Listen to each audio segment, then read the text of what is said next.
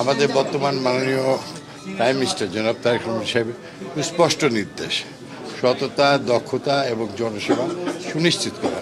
আমি আশা করছি যে আমাদের এই অধিদপ্তরের এই নতুন কার্যক্রম আগামী দিনে জনগণের দোরগোড়ায় পৌঁছাতে পারবে।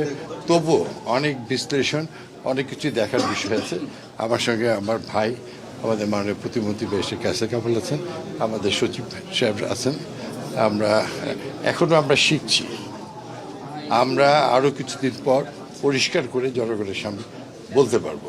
তবে এই মন্ত্রণালয়ের অতীতে যে বিষয়ে জনগণের যে ধারণা, এটির পরিবর্তন করতে হবে। আমাদেরকে এই সুনামের সঙ্গে সরকারের এবং মাননীয় প্রধানমন্ত্রীর সম্মান, সব কিছু মর্যাদা আমাদেরকে সুপ্রতিষ্ঠিত করতে হবে।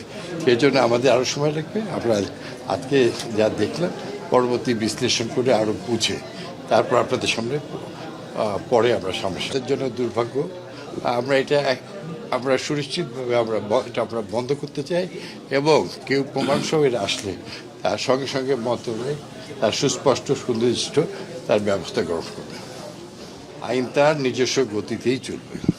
দেশে আমাদের সবার জনগণের অনেক ভোগান্তি হয়েছে 17 বছর, এবং এই ভূমি ব্যবস্থায় বাংলাদেশের মানুষের ধারণা কখনই স্বচ্ছতা নেই।